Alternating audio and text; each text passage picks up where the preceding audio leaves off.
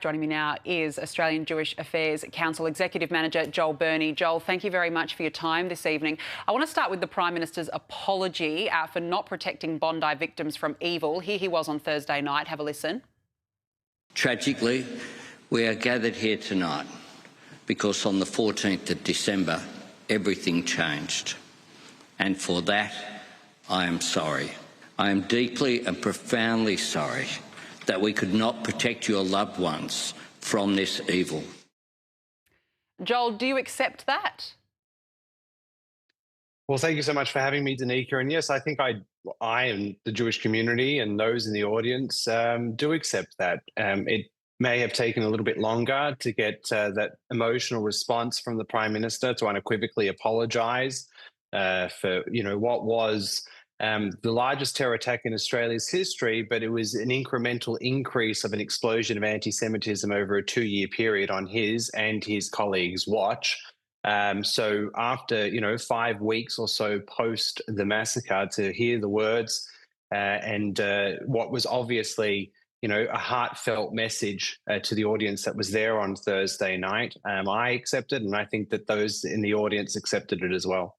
Yeah, look, I mean, especially after, more than 2 years, and he was dragged kicking and screaming to a royal commission. So it got there eventually. But look, anti-Semitism has obviously not gone away, and this is the problem. I was quite disturbed to read in the Daily Telegraph today about incidents in New South Wales schools. There was one mother who recounted her daughter's harrowing experience of being told to burn in a gas chamber. Another said that her son was harassed by a classmate in 6th grade who called him genocide Jid, and was then followed with cheers for Palestine around the school.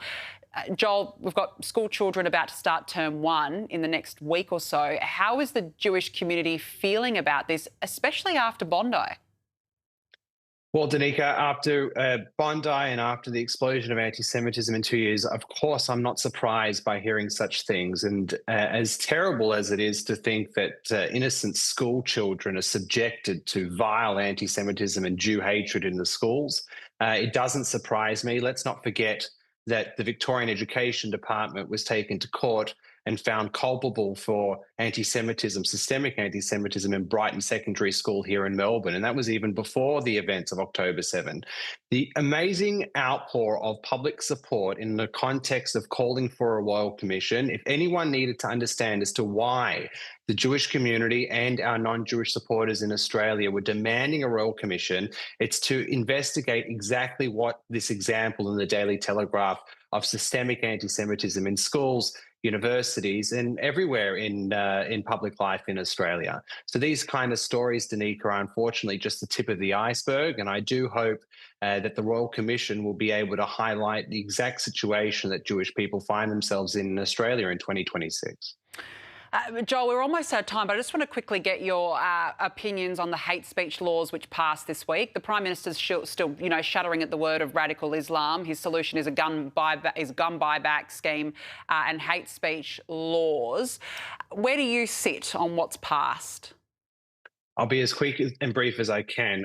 The hate speech laws are contentious. I get that, but the vilification stuff was dropped out of the bill that was ultimately passed. And so what was passed, the migration changes, the hate groups, and more aggravated penalties for hate preachers, we as a Jewish community think that that's a step in the right direction. And on this case, and as you know, I've been on your program many times knocking the government, but you would have to congratulate Labor and the Liberal Party for supporting it, even though the process to doing it was a sheer debacle, which ultimately caused the blowing up of the coalition, which is significantly unfortunate. We as one group were asking for a little bit more time. It was incredibly rushed. A little bit more time could have done everyone some favours, but ultimately the package that was indeed passed on Tuesday night is a step in the right direction for the Jewish community.